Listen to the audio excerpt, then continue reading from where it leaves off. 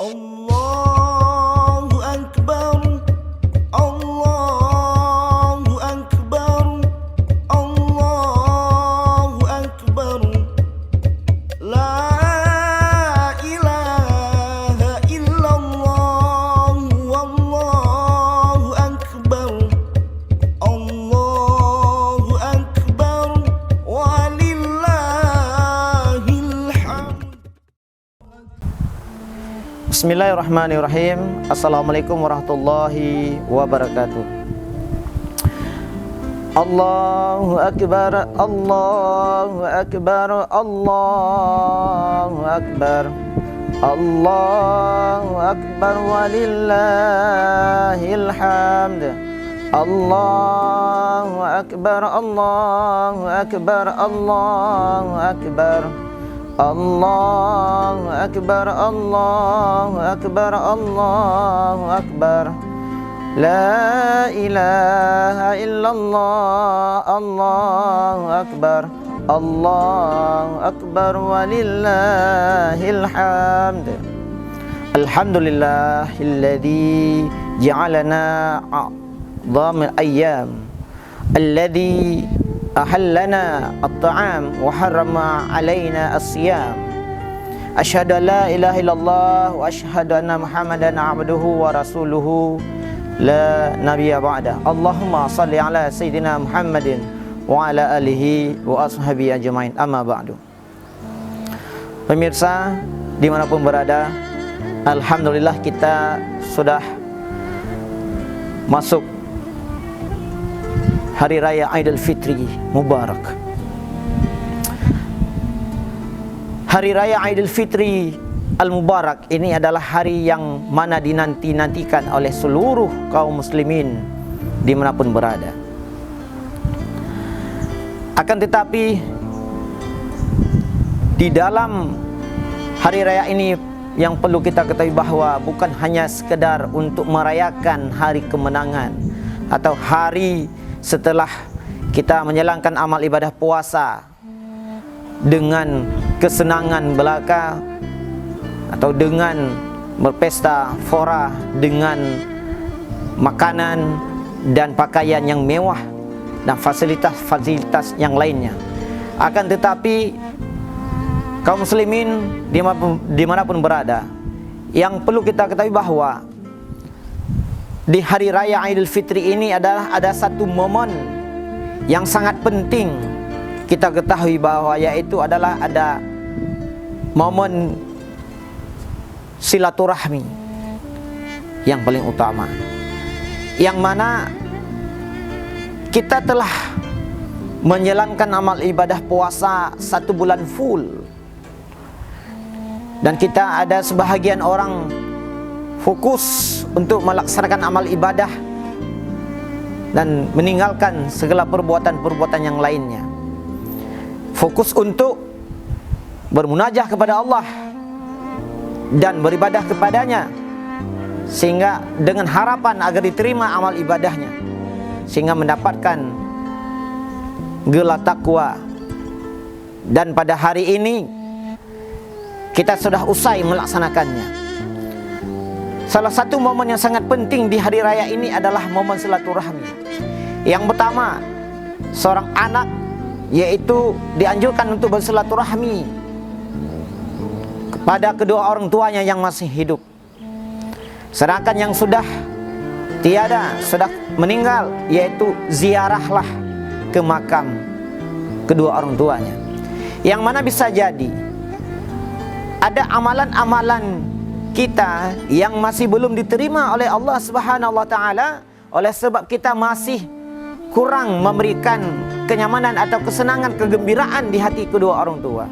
Bisa jadi selama ini ketika kita lagi beribadah kepada Allah, kita hanya fokus untuk diri kita sendiri, kita jauh dari kepada kedua orang tua, atau yang dekat dengan orang tua ada hal-hal lain yang mana tersinggung atau perilaku-perilaku yang membuat hati orang tua kita sedih, bahkan benci bisa jadi. Nah, di momen hari ini sebelum kita berkunjung ke tempat-tempat yang lain, sebelum kita menuju kepada tempat-tempat yang menyenangkan keluarga kita. Alangkah indahnya dianjurkan kita adalah jumpai kedua orang tua kita dan mohon maaf kepadanya dan mohon keridhaan kepadanya, dan membuatlah kedua orang tua kita senang dengan kehadiran kita, dengan perilaku kita sama seperti perilaku kedua orang tua yang diberikan perhatian yang sangat luar biasa terhadap anaknya di masa kecil. Maka Allah maghfir lahu warhamhu wa'afi wa'fu anhu. Bagi orang yang sudah meninggal orang tuanya, datangilah, ziarahlah kuburannya, yaitu mohon berdoalah kepadanya, mohon ampunan kepadanya, dan bersedekahlah atas nama kedua orang tua. Semoga pahalanya sampai kepada kedua orang tua kita. Selanjutnya, setelah momen silaturahmi kepada kedua orang tua kita, di momen hari raya ini yang sangat penting lagi adalah momen silaturahmi terhadap kerabat-kerabat kita. Ada adik dan abang, abang dan adik yang mana selama ini bisa jadi tinggal sudah berjauhan dengan kesibukan masing-masing, yang mana ketika masa kecil kita sangat dekat dengannya. Kita tinggal satu rumah, satu sekolah, satu pendidikan, kita sangat dekat dengannya, bagaikan satu tubuh. Bisa jadi dengan sudah dewasa ini kita sudah dengan kesibukan masing-masing. Alangkah indahnya yang ada kemampuan dari kita, datangilah, sambunglah tali silaturahmi di antaranya. Lahirkanlah perasaan kedekatan, keakraban. Kalau ada kemudahan daripada rezeki daripada kita, salinglah berbagi. Bisa jadi dengan berbagi sesuatu yang dapat menyenangkan hatinya. Ini adalah sesuatu yang dianjurkan di dalam momen hari raya yang sangat berkah ini. Selanjutnya, kita dalam kehidupan sehari-hari kita ada berinteraksi dengan tetangga-tetangga kita. Sebelum kita meninggalkan rumah kita untuk datang ke tempat yang jauh, datangi dululah yang utama dulu jiran-jiran kita yang dekat. Karena selama ini bisa jadi ketika kita bulan Ramadan ada perilaku-perilaku, tindakan-tindakan yang mana menyinggung hati perasaannya, baik dari secara yang nyata maupun tidak nyata. Bisa jadi dari segi makanan, ada tetangga kita yang kekurangan ekonomi. Bisa jadi ketika di bulan Ramadan mereka masih mendapatkan mampu makan makanan yang tidak sebanding dengan makanan-makanan kita. Ada bisa jadi mereka lirik suatu saat, suatu hari pernah melihat kemewahan di rumah kita. Begitu juga dengan pakaian-pakaian yang kita belikan untuk menyambut hari raya Idul Fitri ini. Bisa jadi ada keluarga-keluarga kita, saudara kita atau tetangga kita yang dekat, mereka sangat kekurangan. Maka alangkah indahnya sebelum kita meninggalkan rumah kita untuk ziarah atau bersilaturahmi ke sahabat kita atau keluarga yang jauh, datangilah dulu kepada jiran kita, orang yang sangat dekat dengan kita. Jiran ini adalah salah satu daripada anjuran Rasulullah untuk kita berbuat baik terhadapnya. Bahkan Rasulullah menyampaikan dalam hadisnya, man yu'minu billah wa yaumil akhir fayukrim jarahu. Barang siapa yang beriman kepada Allah dan hari kiamat, maka berbuat baiklah kepada tetangganya, jiran kita. Jangan sampai kehadiran kita di dunia ini kita ada tetangga-tetangga kita yang merasakan ketidaknyamanan dengan ada kita di sini. Dan kemampuan yang Allah berikan bisa jadi bermacam-macam kemampuan. Ada yang lebih, ada yang kurang. Sekiranya kita Allah berikan ada kelebihan, datangilah kepadanya, saling memberikanlah santunan terhadapnya.